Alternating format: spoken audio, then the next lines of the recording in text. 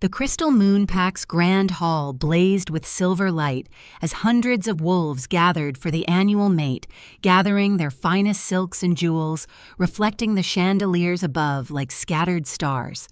Everywhere, Arya looked elegant. She-wolves preened and postured, each one vying for attention for status for the chance to be seen. Arya, meanwhile, was on her hands and knees behind a decorative screen, scrubbing wine stains from marble that had likely cost more than she'd earn in a lifetime. She had no pack status to offer, no powerful bloodline to boast of. She was Omega, the lowest rank, rejected by her birth pack for being too weak, cast out at age 23. Now she served the Crystal Moon Pack as little more than a servant cleaning up after wolves who wouldn't meet her gaze, dismissed, except when they needed something. 2 more hours, Arya muttered to herself, wringing out her cloth. Just 2 more hours until this spectacle ends. She sat back, pushing a strand of silver blonde hair from her face as her attention drifted across the hall. Alpha King Oren stood at the center of attention, his powerful presence commanding the room even in stillness. But it wasn't the Alpha King who caught Arya's eye. It was the young man standing alone in the shadows near the eastern colonnade, Prince Lycan, the Alpha King's only son, heir to the Crystal Moon throne, and the most isolated wolf Arya had ever seen. He stood rigid, his dark hair falling over gray eyes that tracked the crowd with careful weariness. Noble families flowed around him like water around stone, present aware but never quite touching, never quite acknowledging. Arya had seen it happen all evening. A duchess would begin to approach, then veer away as if suddenly remembering urgent business elsewhere. A group of young wolves would glance his way, then immediately turn their backs, resuming conversation as if he didn't exist. Even the servants avoided him, setting down refreshments nearby, but never directly handing them to him, never meeting his gaze. Prince Lycan was mute, had been since birth, according to the whispers Arya had overheard in the kitchens. Some said it was a curse. Others claimed it was shame that the moon goddess herself had stolen his voice as punishment for some unnamed sin. Whatever the reason, the effect was the same. The heir to the most powerful pack in the territories was treated like a ghost in his own home. As Arya watched a young noble Lord Daverin, she thought walked directly toward the prince, seemingly about to speak. Lycan's shoulders tensed with anticipation, his hand rising slightly as if to respond. But Daverin passed right by without a glance, addressing the wolf standing 3 feet to Lycan's left instead. The hope in Lycan's expression died. His hand dropped. Something in Arya's chest twisted painfully. She knew that look had worn it herself countless times. The expression of someone so accustomed to being overlooked that they'd stopped expecting anything different. The bone-deep weariness of transparent existence. Before she could think better of it, Arya found herself standing, abandoning her cleaning supplies. Her pulse quickened as she crossed the floor, weaving between clusters of chatting wolves who didn't spare her a glance. Just as well. What she was about to do would either be seen as foolishly bold or utterly inappropriate, probably both. Prince Lycan didn't notice her approach. His attention was fixed somewhere in the middle distance, his expression carefully blank in that way that meant he was feeling too much. Arya stopped a respectful 3 feet away and did something she'd seen no one else do all evening. She waited deliberately, visibly, until he looked at her. When his gray eyes finally met hers, there was confusion there, suspicion, even as if he couldn't quite believe someone was actually standing there seeing him. Arya took a breath, lifted her hands, and signed, "Good evening, Your Highness." Lycan froze, his lips parted in shock. For a long moment, he simply stared at her, and Arya felt heat creeping up her neck. Maybe this had been a terrible idea. Maybe he didn't even know sign language. Maybe his hands moved hesitant and disbelieving. "You can sign." Arya's face broke into a smile. "I can. My younger brother was born deaf 16 years ago. When I was 10, our grandmother taught us both sign language before she left the pack." Something transformed in Lycan's expression. The careful blankness shattered, revealing raw, almost painful hope underneath. His next signs came faster, more urgent. "No one hears signs. They don't. No one even tries." "I noticed." Arya signed back her own chest tight with shared frustration. "That's shameful!" A sound escaped Lucien, not quite a laugh, but close. His hands flew through signs now, the words tumbling out with the desperation of someone who'd been silent too long. "They think I'm cursed broken the Alpha King's disappointment." "You're not," Arya signed with intensity. "You're just speaking a language they're too lazy to learn." This time Lucien did laugh, a breathy, rusty sound that suggested he didn't do it often. He opened his mouth as if to speak, then seemed to remember himself signing instead. "What's your name?" "Arya." "I'm—" She hesitated, then decided honesty was better than pretense. "I'm Omega. I work in the kitchens." She braced herself for the moment his expression would change, for the polite withdrawal, the sudden remembering of somewhere else he needed to be. It was what always happened when wolves learned her rank, but Lucien's face only softened. "Omega," he signed slowly, thoughtfully. Then, "They overlook you too." It wasn't a question. Arya felt something crack open inside her chest, the recognition of a kindred spirit. "Every day," she admitted. "Then we're the same," Lucien signed, and his slight smile was the saddest thing Arya had ever seen. Royal and Omega both invisible. They stood there for a moment, two souls in a room full of wolves who couldn't see them. The irony wasn't lost on Arya. She'd spent years being ignored, and the first person to truly see her was a prince who supposedly couldn't speak. "Excuse me." A sharp voice cut through their bubble of understanding. "You there, Omega." Arya turned to find Lady Selene, one of the Alpha King's advisors, bearing down on them, her expression glacial. Behind her, several other nobles were watching with obvious disapproval. "What exactly do you think you're doing?" Selene demanded, her tone dripping with disdain. "Bothering the prince with your—" She waved dismissively at Arya's signing hands. "Whatever that is." "I wasn't bothering," Arya began. "The prince doesn't need servants accosting him at formal gatherings," Selene continued, as if Arya hadn't spoken. "Now remove yourself before I have you removed." Arya's hands clenched into fists. She felt Lucien's hand suddenly on her arm, a gentle touch grounding. When she looked at him, he was signing urgently. "Don't. It's not worth it. I'm used to this." That was somehow worse than the dismissal itself. "You shouldn't have to be—" Arya signed back. Lucien's expression flickered with something gratitude, maybe, or sorrow. "Thank you," he signed, "for seeing me." Before Arya could respond, Lady Selene grasped her shoulder firmly. "I said move along, Omega." Arya let herself be pulled away, but not before catching the look on Lucien's face, that terrible resignation settling back over his features like a familiar cloak.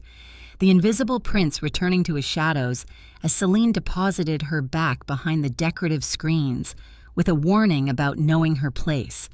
Arya's hands were still trembling, not with fear, with anger, with helpless frustration at a world that could discard people so easily, that could look at a prince and see nothing that look at her and see less than nothing. She returned to her scrubbing, but her mind was elsewhere, replaying every sign, every expression on Lucien's face, the surprise, the hope, the brief shining moment of connection before the world reminded them both of their places. Nearby, two kitchen maids huddled together watching the prince's distant figure. "He can't help being mute, I suppose," one murmured. Arya bit her tongue, remembering Lady Selene's threat. She thought of her younger brother Elias working the construction sites to help support them both, all they had left of family, working himself to exhaustion so they could both survive. Before she could dwell on it further, a commanding voice echoed through the hall. "Attention, please." Alpha King Orion stood at the center of the room, his powerful presence silencing the crowd instantly. Arya's chest tightened. This was it, the announcement everyone had been waiting for all evening. "My wolves." Orion began, his voice carrying effortlessly across the space. "Tonight marks an important moment for our pack, for our kingdom. As many of you know, it is time to secure the future of our bloodline, to ensure stability and strength for generations to come." Arya watched Lucien from across the room. His expression was carefully neutral, but his hands were clenched at his sides. "After much consideration," Orion continued, I have made a decision regarding my heir. The crowd leaned in, eager. Arya held her breath. My son, Prince Lucien, will be bonded in mating to Lady Valessa of the Northern Reach. The ceremony will take place in 3 days' time. Gasps rippled through the crowd, not of joy, but of surprise. Arya's stomach dropped as a beautiful, cold-eyed she-wolf stepped forward from the crowd, her smile triumphant. Lady Valessa was everything Arya wasn't, powerful titled, dripping with confidence and status. And Lucien looked like he'd been struck. His face had gone pale, his expression stricken. He signed something sharp and desperate toward his father, but Orion either didn't see it or chose not to acknowledge it, instead gesturing for Valessa to approach. This union will strengthen our pack's alliances and ensure capable leadership for our throne, Orion announced. I expect all of you to welcome Lady Valessa as the future Luna of Crystal Moon. Applause erupted, but Arya couldn't hear it over the roaring in her ears. She watched Lucien's hands move again, signing something that looked like, "No, please wait." But no one was watching him. All eyes were on Valessa as she swept toward the prince with predatory grace. When she reached him, she placed one perfectly manicured hand on his arm. Lucien flinched. Valessa's smile never wavered, but Arya saw the contempt in her eyes, the possessive cruelty, and how her fingers tightened on his sleeve. This isn't right, Arya thought desperately. He doesn't want this. Can't anyone else see? But of course they couldn't. Or they could and simply didn't care. Lucien was transparent to them in the ways that mattered most, his thoughts, his feelings, his autonomy. He was a chess piece, a symbol, a tool for political maneuvering, never a person. Their eyes met across the crowded hall one more time. In his gaze, Arya saw a desperate, silent plea. Though for what she couldn't say, help understanding witness, she signed back small enough that only he might see. I see you. Something shifted in his expression, relief so profound it was almost painful to witness. He signed back quick and covert. Thank you. Then Lady Valessa turned his face away, claiming his attention, and the moment shattered. Arya returned to her, scrubbing her throat tight with unshed tears. She'd spent years being dismissed, had made peace with her status as someone no one noticed or cared about, but somehow, in the space of one evening, one conversation that had changed. Because Lucien had seen her too, had recognized her, had called her an equal, when the entire world insisted they were nothing alike. And across the hall, standing in the golden light of the chandeliers, Lucien's new betrothed leaned close and whispered in his ear with venomous sweetness, "You'll learn to obey me, mute prince, one way or another. After all." Her smile was all teeth. Who would believe you if you tried to complain? Lucien's face remained expressionless, but his hands trembled, where only Arya, watching from the shadows, could see them, sign a single silent word into the space between their bodies. Help! The morning after the mate gathering, Arya woke to shouting in the servants' quarters. She stumbled out of bed, still groggy, to find Helga, the head cook, and the closest thing Arya had to family in the palace, standing in her doorway with a grim expression. "There's been an accident," Helga said without preamble. "Your brother." Arya's blood turned to ice. "Elias? What happened?" "He fell from scaffolding at the construction site, broke his leg badly, and—" Helga hesitated. "He hit his head. The healer says he'll recover, but it'll take weeks, maybe months of expensive treatment." The world tilted. Elias, her sweet, gentle, younger brother, deaf since birth, the reason she'd learned sign language in the first place, the only family she had left. "I need to see him," Arya said, already pulling on her work clothes. "I'll cover for you with the steward," Helga promised. "But Arya, you need to think about how you'll pay for his healing. The herbal treatments alone will cost more than you make in 6 months." Arya's hands shook as she tied her apron. She knew Helga was right. The palace paid Omegas barely enough to survive, let alone save. And now, "I'll figure something out," she said, though she had no idea what. She spent the morning at the healer's cottage, holding Elias's hand as he drifted in and out of fevered sleep, his leg wrapped in splinted, a bandage around his head. He was so young, barely 16, and so vulnerable. "I have to go," Arya signed against his unconscious palm tears streaming down her face. "But I promise I'll come back with enough to save you. I promise." By the time she returned to the palace, it was early afternoon, 2 days until the ceremony. She went directly to the steward's office, her heart in her throat. "Sir," she said to Steward Cedric, when he grudgingly acknowledged her, "I need to request an advance on my wages. My brother was injured and I can't afford." "Denied," Cedric said flatly, not even looking up from his ledgers. "Palace policy. No advances for servants." "But sir, please, it's an emergency. He's at the healer's cottage and I can't afford." "Not my problem, Omega." Now Cedric did look up, his expression completely unsympathetic. "If you can't manage your finances, that's your own failing. Now get out. I have a royal mating ceremony to prepare for." Arya left her vision blurred with tears of exhaustion and despair. No one would help her. No one cared. She was Omega beneath notice, beneath compassion, beneath basic decency, just like Lucien was beneath true acknowledgement despite being a prince. She found herself wandering the palace corridors without direction until her feet carried her to a familiar place, the library. And standing in the center of it, dressed in formal attire that looked more like funeral clothes, was Prince Lucien. Their eyes met across the empty space. His face was pale, his expression utterly lost. The ceremony was in 2 days, 2 days until he would be bonded for life, trapped, silenced, erased. Before Arya could second-guess herself, she crossed the library floor and began signing. "Are you all right?" Lucien's hands moved slowly. "No, but I don't have a choice." "Everyone has a choice," Arya signed back, though even as she did, she felt the hypocrisy. She had no choices either. "Do they?" Kale's signs were bitter. "You're Omega." "I'm mute." "We're both trapped by what we are." Arya wanted to argue but couldn't. He was right. They were both prisoners of circumstances beyond their control. They stood there in shared helplessness, two souls drowning in a world that refused to see them. Then Arya thought of Elias lying injured and vulnerable, thought of herself scrubbing floors for wolves who treated her like dirt, thought of Kael about to be bound to a woman who looked at him with contempt, and something inside her snapped. "What if we weren't trapped?" she signed suddenly. "What if we could just leave?" Kael stared at her. "Leave, run away. Tomorrow night. The night before the ceremony. Before anyone can stop us." The idea was insane, but once spoken, it took root in her mind with fierce urgency. "You don't want this mating. I can't survive here anymore. So what if we just didn't stay?"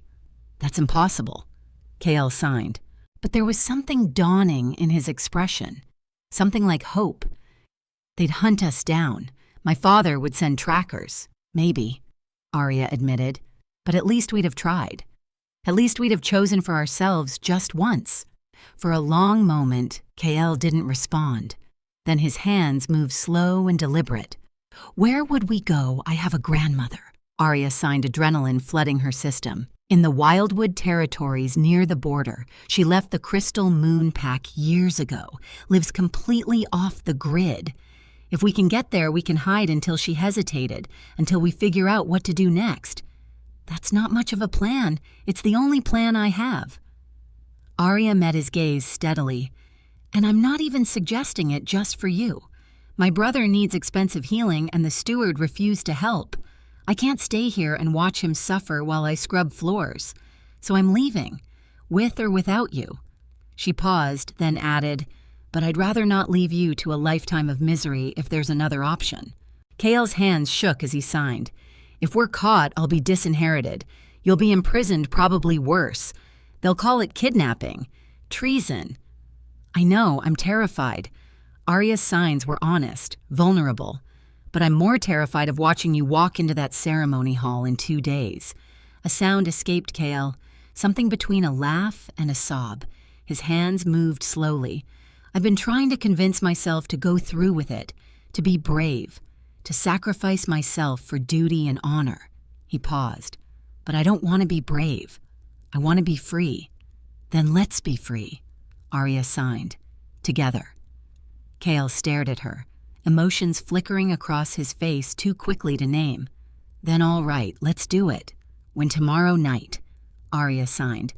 "The night before your ceremony. When the palace is focused on final preparations, we'll have the best chance then.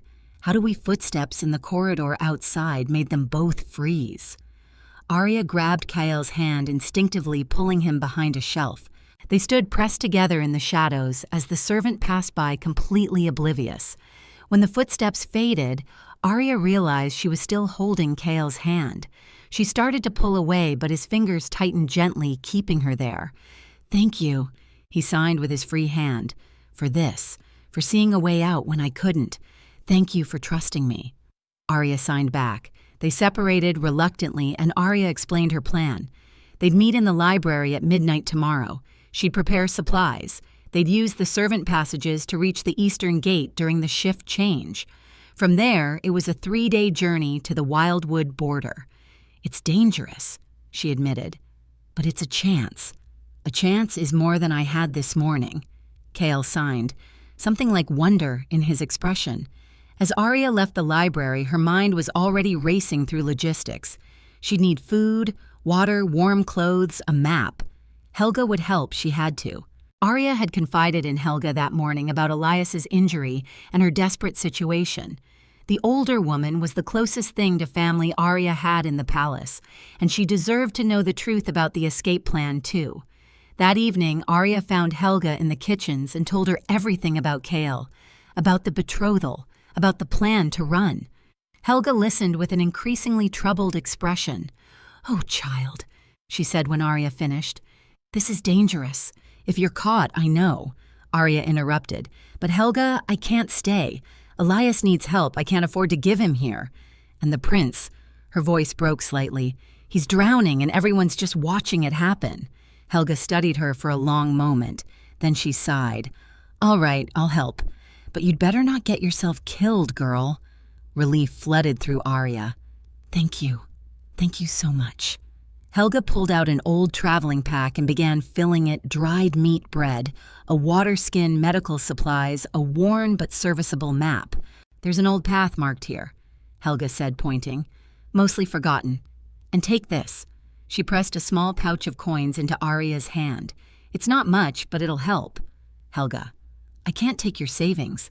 "Yes, you can. You just did." Helga's expression softened. "You're doing a brave thing, Arya. A foolish thing, maybe, but brave.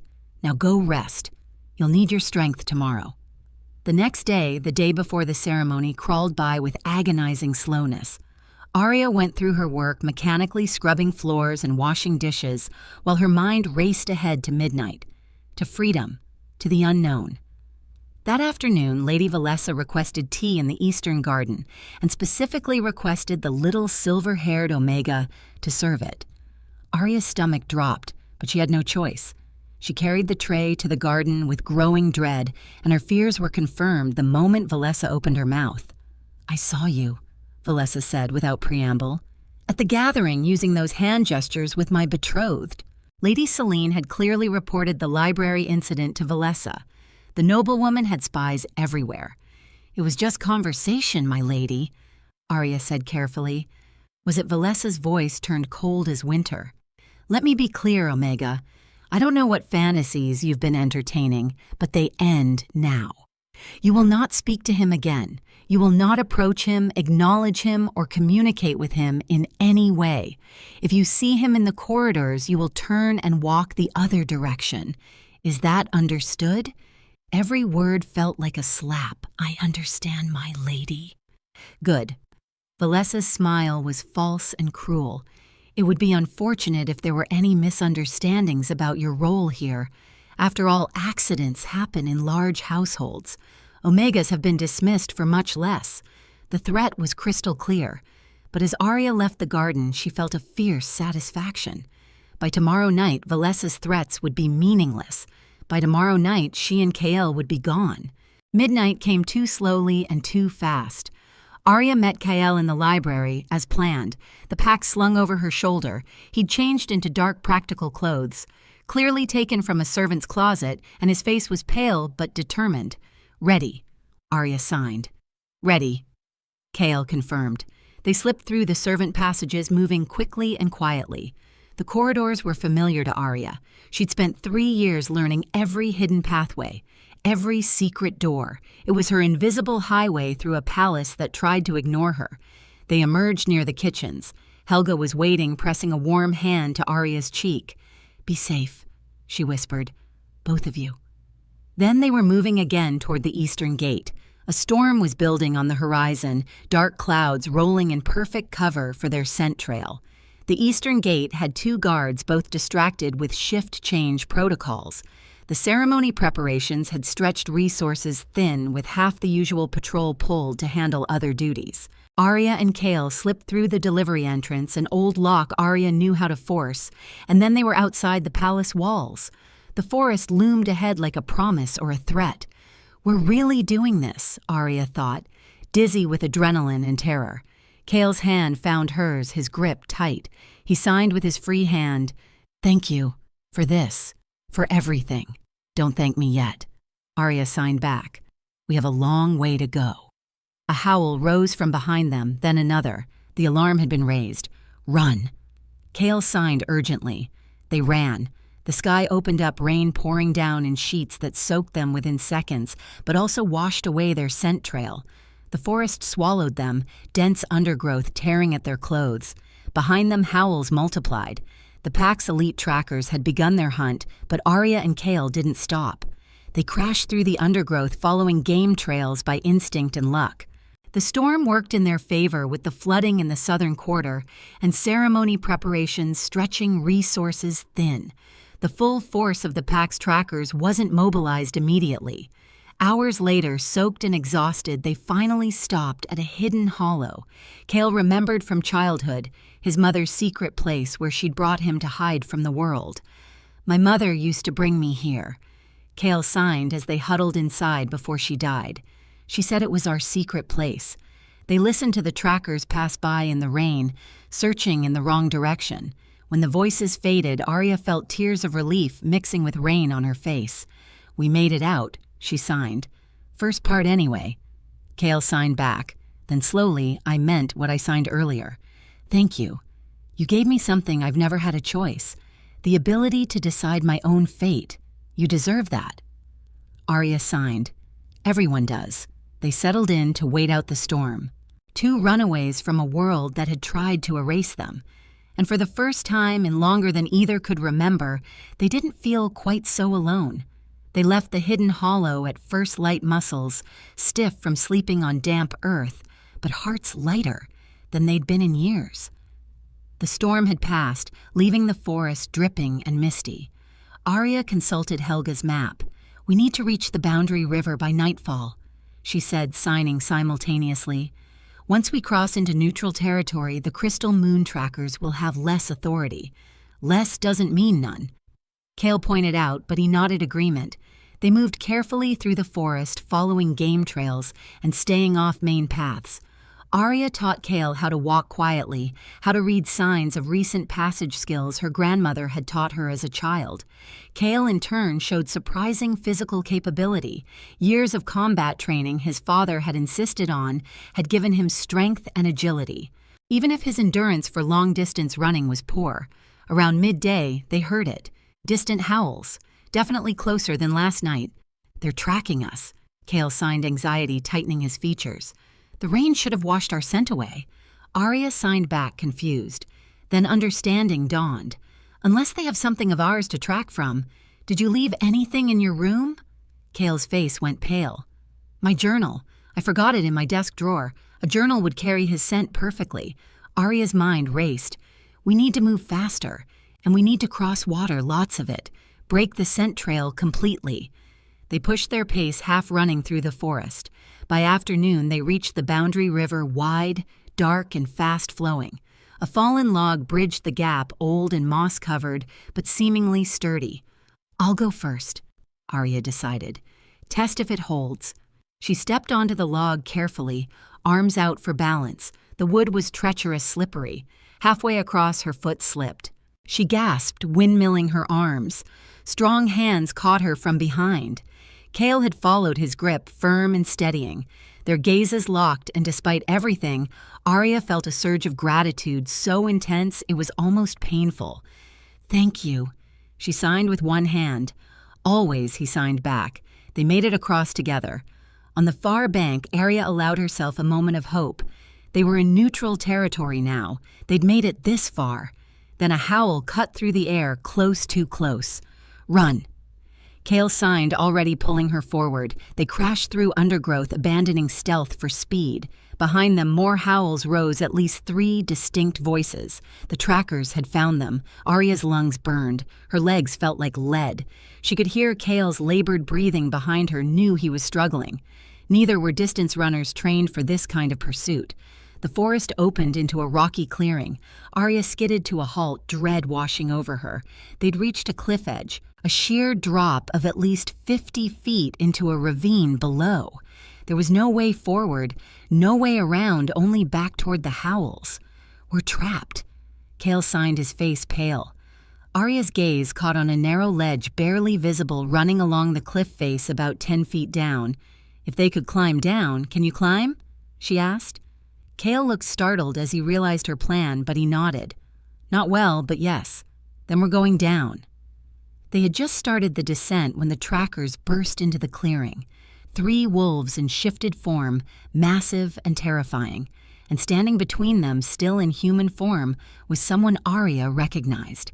Captain Gareth, head of the Alpha King's elite guard, the most skilled tracker in the Crystal Moon Pack, Prince Kale.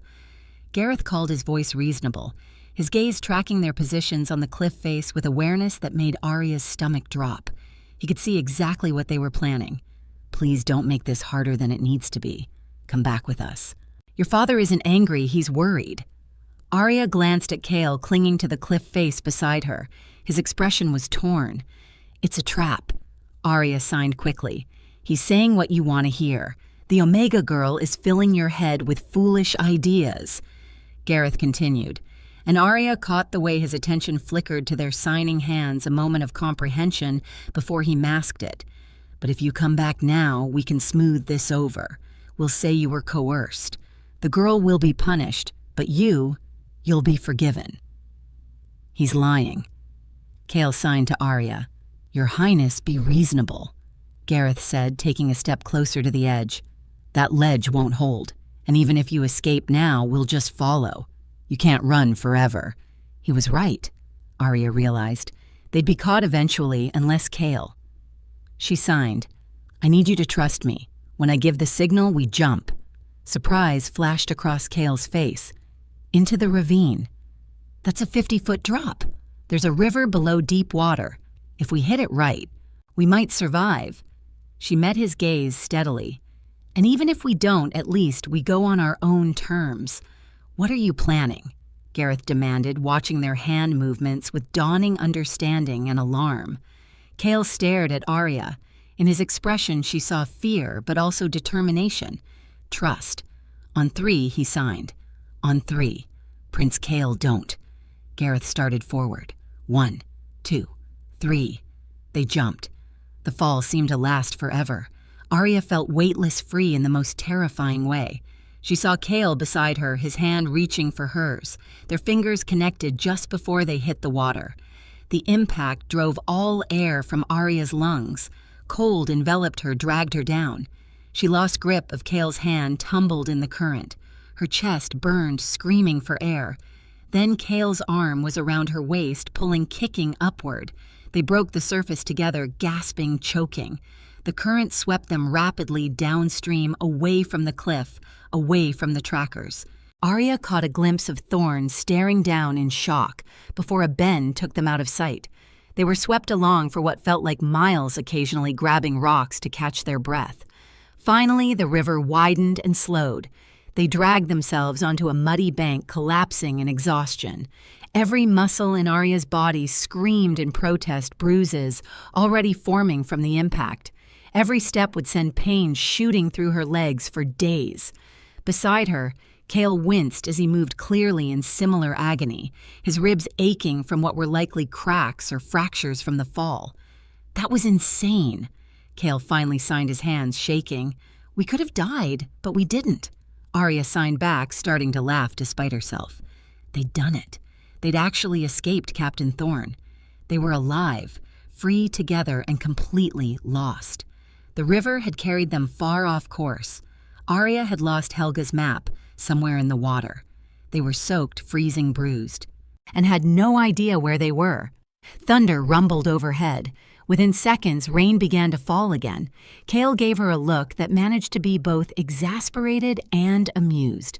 Despite everything, Arya found herself smiling because Kale was making light of their situation being himself. "Come on," she signed. "We need shelter." They stumbled through the rain-soaked forest until Kale spotted a structure. Through the trees, an old abandoned cottage, mostly intact, with a sound roof. Inside, Arya found dry wood and coaxed a fire to life. They changed into less wet layers from the pack miraculously. Some items in Kale's jacket pockets had survived relatively dry and wrapped themselves in dusty blankets Kale found in a storage room. As warmth seeped back into their bones, Kale signed, "I can't believe we jumped off a cliff. I can't believe it worked." Arya admitted, "I gave us maybe 30% chance of survival." 30%? Kale's eyebrows rose. "And you still suggested it. Better than 0. She paused, then signed seriously. "You deserve freedom. I wasn't going to let Thorn take that away." Kale's hands stilled. Emotion shone bright in his eyes as he signed, "You care about me." It wasn't a question. Arya felt heat creep up her neck. Yes. Is that strange? We've only known each other a few days. It feels longer." Kale signed, his expression soft. "Like I've known you forever. Like you're the first real thing in a world full of pretense." Arya's breath caught. "Kale, I care about you too." He signed quickly. "So much it terrifies me. You're not just the person who helped me escape. You're the person who makes me believe I'm worth escaping for." Tears stung Arya's eyes. She reached out, taking his hands in hers. "You are worth it," she said aloud, making sure he could read her lips. "You are worth everything." For a moment, neither moved. Then Arya was kissing him, desperate, intense, full of emotions she couldn't sign fast enough. When they broke apart, both were crying, laughing, holding each other like lifelines. The kiss tasted of river water and hope of freedom and fear and something Arya was terrified to name but couldn't deny. Eventually, exhaustion claimed them. They lay near the fire, Kale's arm around Arya's waist, protective and gentle. "Sleep," he signed against her back. "I'll keep watch." But within minutes, both were asleep, safe and warm. Despite their Arya woke to find Kale at the window, his posture tense. "What's wrong?" she signed groggily. "I heard voices distant but getting closer." Arya joined him, peering out. Through morning mist, she saw movement between trees too deliberate to be random. "We need to go. Now." They gathered their meager supplies and slipped out the back. The forest seemed different in daylight, less menacing but more exposed. Their supplies from the cottage, a few pieces of old jerky they'd found, and a nearly empty water skin would barely last the day. Then Kale grabbed her arm, pointing upward. Carved into a tree trunk was a symbol, 3 wavy lines crossed by an arrow. "Wildwood territory markers," Arya signed excitedly. "We're close." They followed the markers with renewed hope. By midday, they broke through trees into a clearing. On the far side stood a small village, and on a post, "Welcome to Wildwood territory." They'd made it. Arya felt tears streaming down her face. They'd actually done it. Against all odds, they'd escaped. "Now what?" Kale signed. "Now we find my grandmother." They approached the village cautiously. An elderly wolf directed them to Grandmother Elowin's cottage, the one with blue shutters. When Elowin opened the door, her eyes widened in shock. "Arya, is that really you?" "Hello, Grandmother," Arya said, her voice breaking. "I'm sorry to arrive unannounced, but we need help." Elowin's gaze shifted to Kale, taking in his noble bearing, his ruined formal clothes. Understanding dawned. "Both of you inside. Quickly." She glanced around before closing the door. "You're being followed, aren't you?" "How did you—" "I've been around long enough to recognize runaways." Elowin gestured for them to sit. "Now tell me everything." So they did. When they finished, Elowin was silent for a long moment. Then she pulled out a worn, leather-bound book. "I need to tell you something." She said, her hands moving in fluent sign language as she spoke. Of course, she'd been the one who taught both Arya and Elias years ago before she'd left the pack, about why I left Crystal Moon Pack and about Prince Kael's mother. Kael and Arya exchanged confused glances. "You knew my mother," Kael signed. "I was her personal healer," Eowyn confirmed. "And when she died, when they said it was an accident, I knew the truth." She opened the book filled with pressed flowers and handwritten notes. "Your mother was poisoned, Prince Kael, slowly over months." The room went deathly still. Kael's face drained of color. "Who?" Arya whispered. "I could never prove it," Eowyn said heavily. "But I had my suspicions.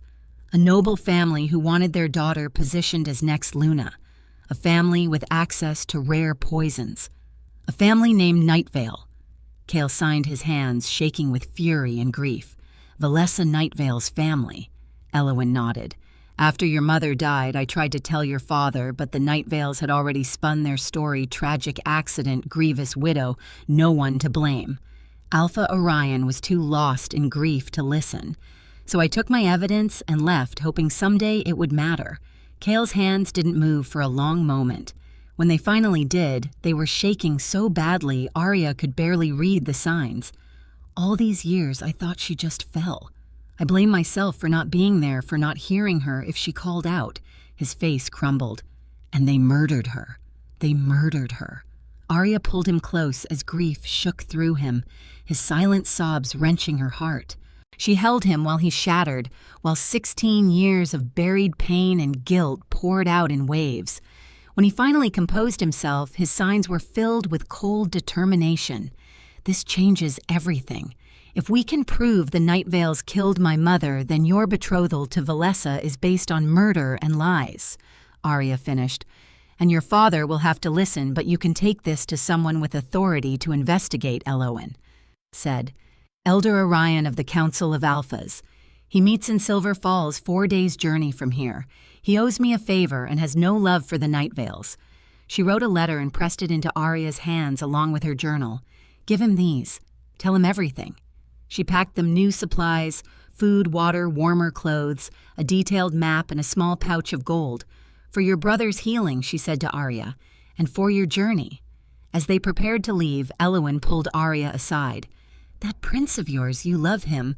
Arya felt her cheeks heat. Yes, I think I do." Eowyn smiled sadly. "Then fight for him, child. Fight for both of you. Don't let the world make you invisible. Make them see you." As sunset approached, Arya and Lucienne left the cottage heading toward Silver Falls. Behind them, Eowyn watched until they disappeared, then quietly barred her door and prepared for the trackers she knew would arrive soon. In the forest, Lucienne reached for Arya's hand. "Are you scared?" Terrified, Arya admitted, "but also hopeful." "Hopeful is good," Lucienne signed, squeezing her hand. "Hopeful means we haven't given up."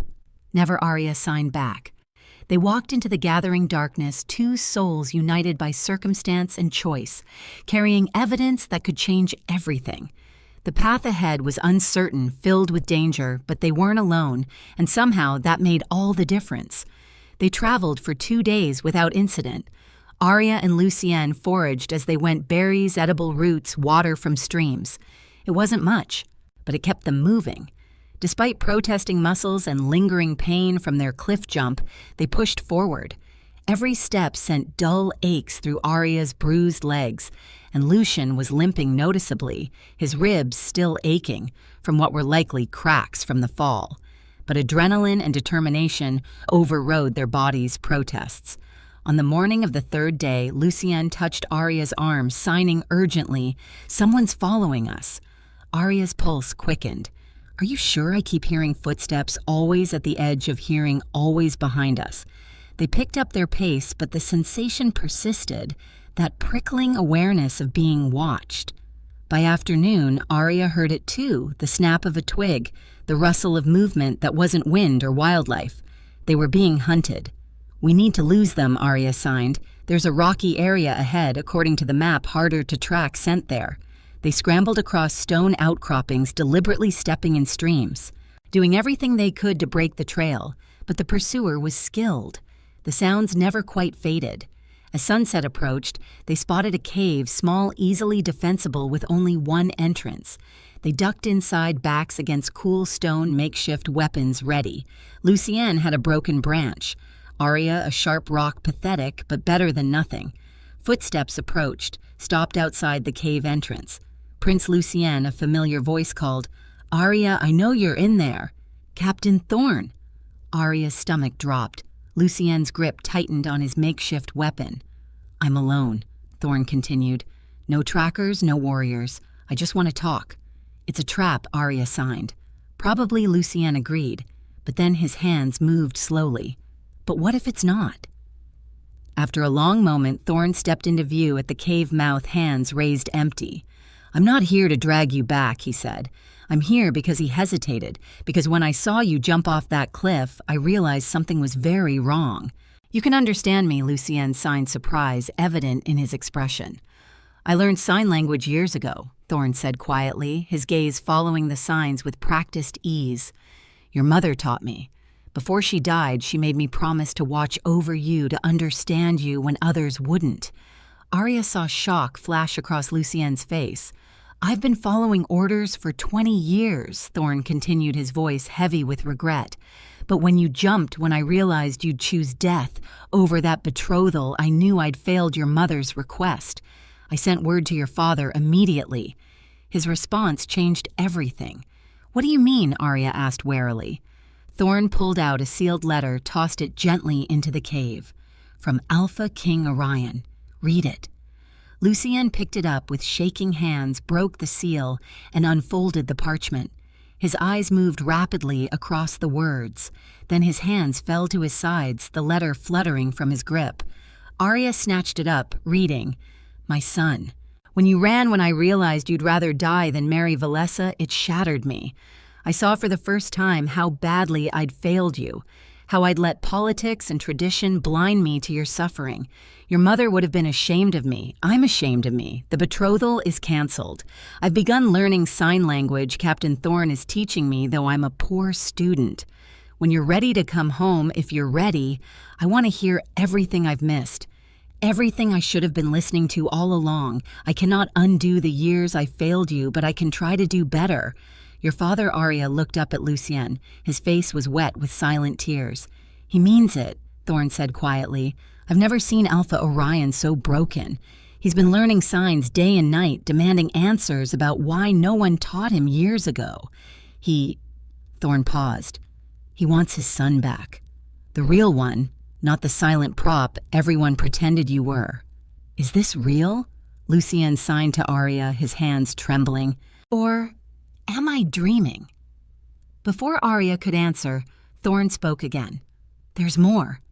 King Caspian Valessa's brother-in-law from the Eastern Territories sent evidence that Valessa has been lying about Prince Lucien's wishes for months, claiming he'd agreed to things he never agreed to, putting words in his hands. The Council of Alphas is launching an investigation." Arya felt vindication surge through her. "I knew she was doing that." "You were right." Thorn's gaze shifted to Arya. "You were right about a lot of things, about how we were treating the prince, about how he deserved better." He paused. "Alpha Orion wants to meet you, the Omega who saw what none of us could." Breathing hitched in Arya's throat. "Why?" "Because you did what we should have done years ago. You listened."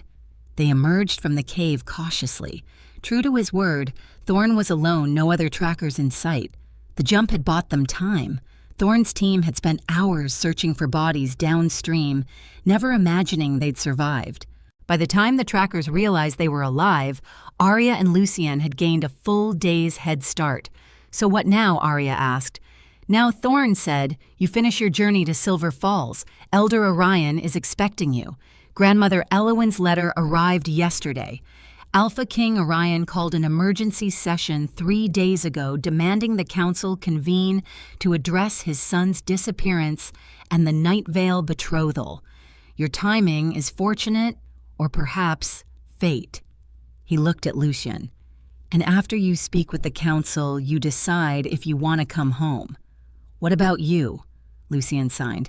"I'll report that I found you safe heading to present evidence to the council, and I'll tell your father you'll return when and if you're ready." Thorn inclined his head respectfully. "Your Highness, Arya." Then he melted back into the forest. Arya and Lucienne stood in stunned silence. "Do you believe him?" Arya finally signed. "I want to," Lucienne admitted, "but I'm afraid to hope. Then we go to Silver Falls first." Arya decided. "Present the evidence about your mother's murder. Let the council investigate. And then we decide what comes next." Lucienne nodded slowly, then signed. "Together, together." Arya confirmed. They reached Silver Falls 2 days later, their bodies protesting every step, but their spirits lighter than they'd been in weeks. The supplies from Elowin's cottage had run out the day before, making the sight of the bustling town all the more welcome. The town was larger than Arya expected, filled with wolves from various territories. The council hall dominated the central square, an imposing stone building that radiated authority. Inside, they were led to Elder Orion's office. He was an older wolf with silver hair and sharp eyes that missed nothing, Arya and Prince Lucian. He greeted, his hands moving in fluent sign language as he spoke. Elowin's letter was illuminating and troubling. "Please, sit. Tell me everything." They did. When they finished, Orion studied Elowin's journal for a long time. "This evidence is compelling," he said finally. "Circumstantial in places, but compelling. If what you say is true, if the Night Vales poisoned Queen Ariafina to position their daughter as next Luna, then this is one of the most serious crimes imaginable." "Can you investigate?" Arya asked. "The Council of Alphas is convening tomorrow morning," Orion said. "Alpha King Orion is present, as you know, so are representatives from the Night Vale family. We can confront them with this evidence immediately." He paused. The Night Vales had bribed key witnesses 16 years ago, destroyed records, intimidated anyone who knew the truth. It took Elowin's courage to preserve this evidence, and your courage to bring it forward, now with the Council's authority and immunity promises for witnesses. We can finally break through the wall of silence they built. My father is here. Lucienne signed, anxiety and hope warring in his expression. He arrived 5 days ago, distraught about your disappearance. Would you like to see him? Lucienne's hands hesitated. Then not yet. First, I want to face the Night Vales. I want to see their faces when they're accused. That can be arranged, Orion said. The council convenes at dawn. You'll both testify. That night, Arya and Lucienne stayed in guest quarters provided by the council. Neither slept well, both too anxious about the morning ahead. What if they don't believe us? Lucienne signed in the darkness. Then we tried. Arya signed back. We told the truth. That's all we can do. I'm scared, Lucienne admitted. Me too. Arya took his hand, but we'll face it together. The next morning, they stood before the assembled council of alphas, 20 wolves representing the most powerful packs in the territories. Alpha King Orion sat among them, and when Lucian entered, his father looked at him with such raw emotion that even Arya felt it. Also present Lord Nightvale and his daughter Lady Valessa, both looking supremely confident. Elder Orion called the session to order. We're here to address accusations of murder and conspiracy. Prince Lucian, if you would present your testimony. Lucienne stood. For a moment he seemed frozen, overwhelmed. Then Arya touched his arm gently, and he found his strength. His fingers formed the first sign. Captain Gareth, standing near the council, translated aloud for those who hadn't yet learned sign language. Those several council members now followed along without assistance. 16 years ago, my mother died. They said it was an accident, but it wasn't. She was poisoned. Slowly, deliberately, by someone who wanted her dead, by someone who wanted to position their own daughter as the next Luna. He gestured to Grandmother Elowin's journal, now displayed for all to see. This journal contains evidence, pressed samples of the herbs used, notes on my mother's symptoms, a record of who had access to her food and drink, and it all points to one family. The Night Vales. Lord Nightvale surged to his feet. This is preposterous, a fabricated accusation from a runaway prince and his Omega accomplice. Sit down, Elder Orion commanded. You'll have your chance to respond, Lucienne continued. his signs sharp with barely controlled fury. I was forced into a betrothal with Valessa Nightvale. When I tried to object, she spoke for me, put words in my hands, told my father and the council that I agreed to things I never agreed to. She isolated me, threatened anyone who showed me kindness, and tried to trap me in a mating bond built on my mother's murder. Valessa's face had gone pale, but she lifted her chin defiantly. He's lying. He's mute. He can't defend himself from accusations. This Omega has clearly manipulated him. Lucienne's hands moved sharply, cutting her off. Gareth translated, "I'm not finished. You think I can't defend myself? Watch me." Lucienne turned to his father. "You asked me once why I never objected, why I never fought back. It's because no one was listening. No one ever listened. Until her." He gestured to Arya. "She learned my language, just to talk to me. She saw me. When everyone else looked through me, she risked everything to give me a choice.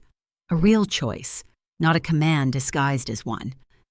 Alpha King Orion was openly crying now, his hands moving in slow, careful signs. "I'm sorry. I'm so sorry, my son." The council spent the next hour reviewing evidence. Grandmother Elowen's journal was examined by healers, who confirmed the herbs described matched symptoms of slow poisoning. Witnesses were called servants who'd seen Lady Valessa speaking for the prince, claiming his agreement on matters he'd never confirmed. And then a messenger arrived with devastating timing, sealed testimony from King Caspian. He'd granted immunity to witnesses in exchange for truth. And several nobles, finally free from fear of Nightvale retaliation, had testified to hearing Valessa brag about her perfect plan to secure the Luna position, even if it meant removing obstacles. The council's investigation also revealed that the royal healer at the time had been bribed by the Nightvales. His sudden retirement 6 months after the Queen's death now appeared far more sinister. Without Elowen's independent records, the poisoning would have remained hidden forever. Lord Nightvale's confidence crumbled. Valessa's defiance turned to panic. The council finds sufficient evidence to warrant a full trial. Elder Orion announced, "Lord Nightvale, Lady Valessa, you are hereby detained pending trial for conspiracy to commit murder of Queen Ariafina, and attempted coercion of the Crown Prince. Captain Gareth, please escort them to the holding cells." As guards led the Nightvales away, Valessa screaming protests, her father stone-faced with rage. Alpha King Orion crossed the chamber to his son. For a moment they just stared at each other. Then Orion's hands moved in slow, simple signs he'd clearly memorized. "Can you forgive me?" Lucienne's hands shook as he responded. "Can you promise to listen from now on? I swear it. On your mother's memory. I will spend the rest of my life learning to hear you." Lucienne's face crumpled, and then he was in his father's arms, both of them crying, holding each other like they should have years ago. Arya stepped back, giving them privacy. She found herself tearing up, witnessing this reunion she'd barely dared to hope for. When father and son finally separated, Orion turned to Arya. His hands moved in unpracticed but earnest signs, simple phrases he'd clearly been working to memorize. "Thank you for saving my son, for seeing him when I was blind. He saved himself," Arya signed back. "I just helped him find the door." Elder Orion approached. "The council has discussed your situation, Arya, an Omega who showed more courage and wisdom than most nobles. We'd like to offer you a position liaison between the council and wolves who need advocacy. Someone who understands what it's like to be overlooked." Arya looked startled. I don't know what to say. The position would be based here in Silver Falls." Orion continued, "though you'd travel frequently to various packs." Lucienne signed quickly. "That's an incredible honor." But he turned to Arya. "Only if you want it. If you don't want to return to Crystal Moon Pack, I understand. You've given me so much already. I can't ask for more." "Is that what you think Arya signed? That I helped you just to walk away? I don't want to trap you." Lucienne signed. "You deserve freedom, too. The choice to live your own life." Arya took his hands in hers, making sure he couldn't look away. "Then let me choose. I choose you, Lucian. I choose us."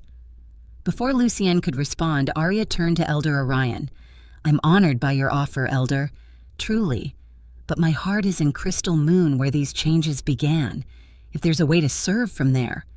Actually, Orion interjected, his careful signs accompanied by his voice.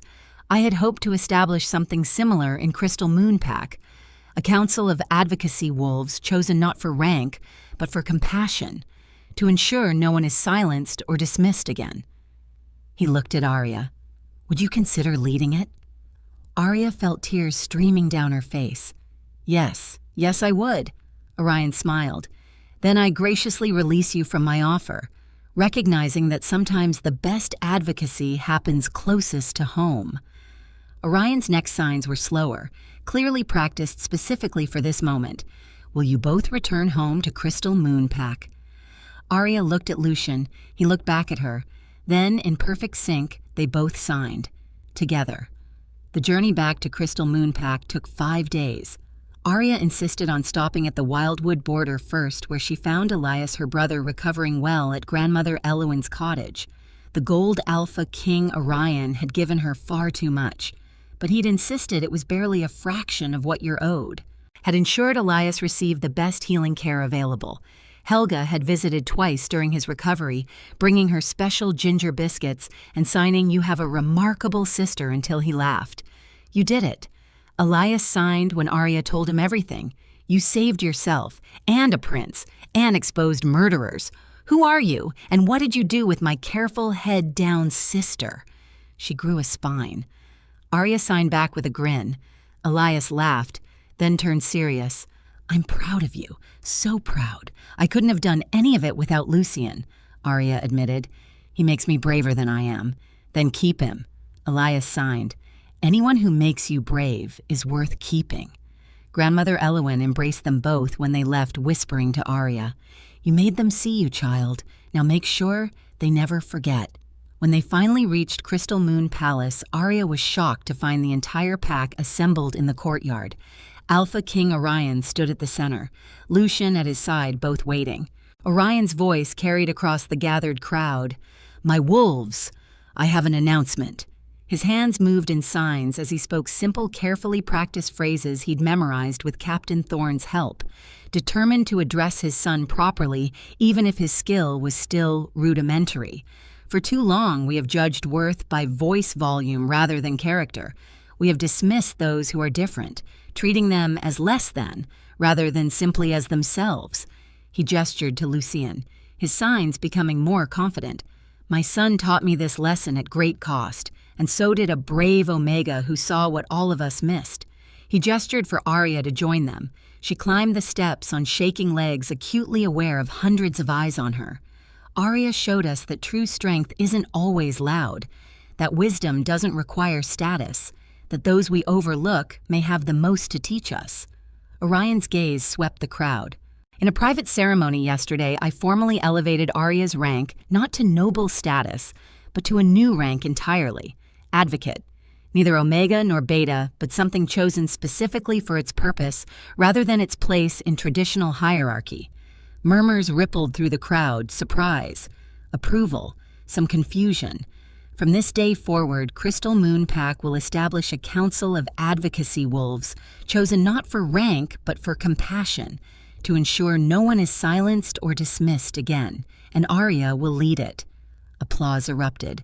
Arya felt tears streaming down her face, but Orion wasn't finished. He turned to his son, signing clearly for all to see.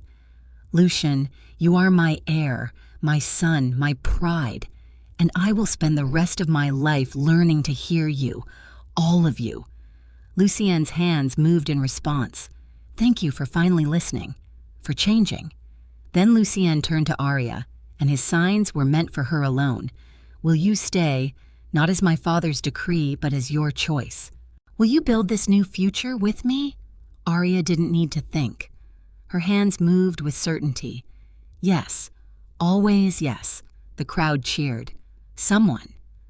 Arya thought it was Helga started chanting.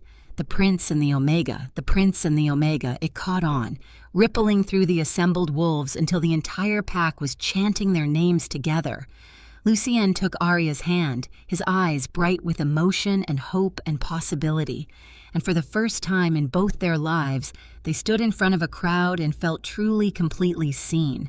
3 months later, the trial had been swift and thorough.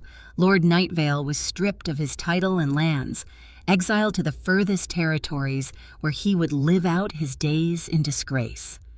Lady Valessa faced harsher justice, imprisoned for conspiracy to murder a queen and attempted coercion of the crown prince. She would spend 20 years behind bars paying for her family's crimes. The Council of Advocacy had processed over 100 requests for assistance in its first 3 months. Wolves, who'd previously been too afraid or too dismissed to speak up. Pack members lined up to learn sign language, and other packs began reaching out to establish similar councils, and today was the mating ceremony. Unlike any Crystal Moon pack had ever witnessed, this ceremony featured 2 voices, one spoken, one signed. Captain Thorne stood between Arya and Lucien, translating as the prince signed his vows. "I promise to see you, to hear you, to choose you every day for the rest of our lives. You taught me that being different isn't being broken. You taught me that love isn't about speaking the same language. It's about wanting to understand." Arya's voice shook as she spoke her own vows. "I promise to stand beside you, never behind you, to amplify your voice, never replace it, to build a world where no one is dismissed or overlooked, starting with us." When Elder Orion pronounced them mated, the kiss they shared was witnessed by hundreds, including Elias standing proudly in the front row, his healed legs strong beneath him. Grandmother Elowyn dabbed at her eyes. Helga beamed like a proud mother. Even Alpha King Orion was openly crying as he watched his son claim happiness he'd almost lost. The reception that followed was a riot of joy. Wolves from every territory had come to witness this union, the mute prince and the Omega who changed everything. A letter had arrived last week from Arya's birth pack, an apology, an admission of their failure to see her worth. She'd burned it. Some bridges were meant to stay ashes. Later, Arya found Chaol on a balcony, escaping the crowd for a moment of peace. She joined him, and they stood in comfortable silence, watching stars emerge over the kingdom they'd helped transform. "Are you happy?" Arya signed. Chaol's response was immediate. "I'm free, which is better than happy. I'm free to be myself. Free to love you, free to help others find that same freedom. We did it." Arya signed, still amazed. "We actually changed things. You changed things," Chaol corrected. "You refused to stay invisible. You made them see not just me, but everyone they'd been dismissing." Below them, the sounds of celebration continued. The Council of Advocacy had already processed 50 requests for assistance from wolves who'd previously been too afraid to speak up. Pack members were lining up to learn sign language. Things were far from perfect, but they were undeniably better. "What happens now?" Arya signed, leaning against Chaol's shoulder. Now Chaol signed back. "We live. We love. We keep fighting for wolves who need advocates. We build the world we wished we'd had." "Sounds exhausting." Arya signed with a smile. "Sounds perfect," Chaol corrected. He pulled her close, and they stood together under the stars, 2 souls who'd found each other in the shadows, who'd fought their way into the light, who'd proven that being seen, being heard, being understood was a right, not a privilege. From inside, Helga's voice called Prince Chaol Arya. "They're about to cut the ceremonial cake. We should go back." Arya signed reluctantly. In a moment, Chaol signed. "I want to remember this standing here with you, knowing we made it. We made it." Arya agreed, signing the words against his chest where she could feel his heartbeat steady, strong, alive.